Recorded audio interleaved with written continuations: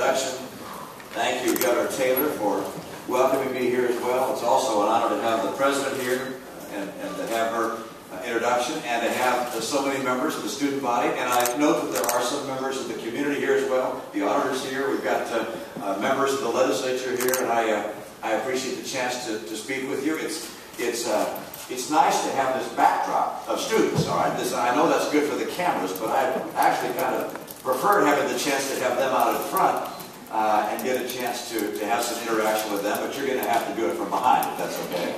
And I was also thinking about a blackboard, but I guess we're going to get by without a blackboard today. I want to have this a bit of an interactive experience if we can. And I'm going to start off by telling you a bit about my perspective on the economy. Not just the U.S. economy, but economies more broadly. I spent my career, as you know, in the private sector. About 25 years in business. Started in the entry level of a consulting firm, and as part of that consulting assignment, traveled to different states, and then also traveled to different countries, and attempted to provide counsel and advice to businesses that were doing business overseas and competing with foreign companies.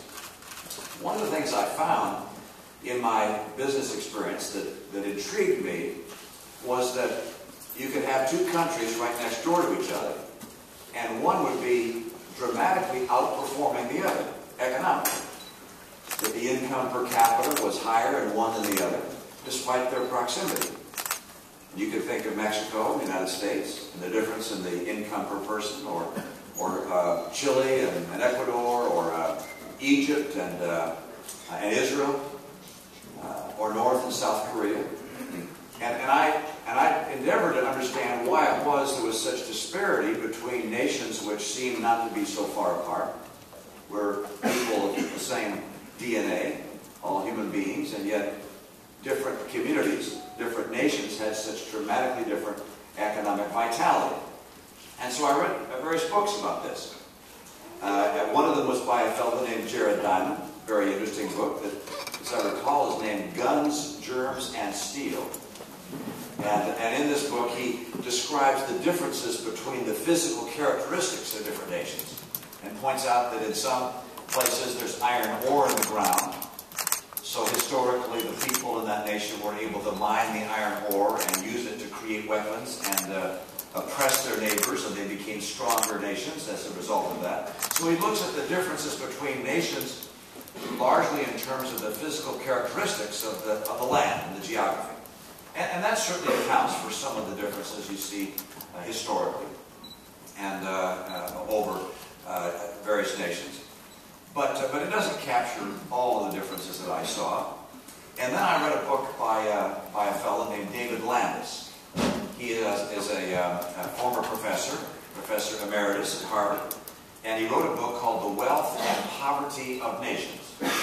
And given the title and my interest, I acquired the book and read it, and found that he had traced the comings and goings of virtually every great civilization in human history, and looked at why they became great and then what led to their decline.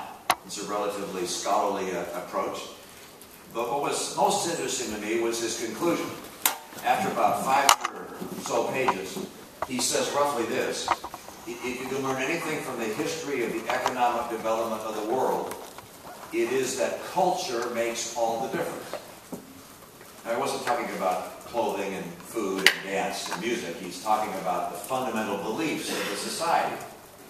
And it is his view that the fundamental beliefs of a society, the foundational principles of a nation, determine to a great degree the level of economic vitality that nation might enjoy.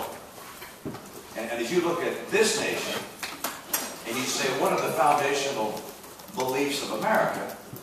I happen to think that they were set by the founders of the country in those extraordinary documents we know as the Declaration of Independence and the Constitution. And they had in those documents some views that were innovative and that have shaped American life from then on. One, of course, was that our rights derive government, but from our very humanity, derived from God. And that those rights included life, liberty, and the pursuit of happiness. We would be free in this nation to choose who would represent us in government. And we would also be free to choose our course in life. The idea of the pursuit of happiness was that we could each pursue happiness as we choose. And we would not be limited by the course or the direction of government as to what we could do with our life. Nor would the circumstance of birth necessitate a particular course of life. This was a land of freedom, personal freedom, political freedom, and economic freedom.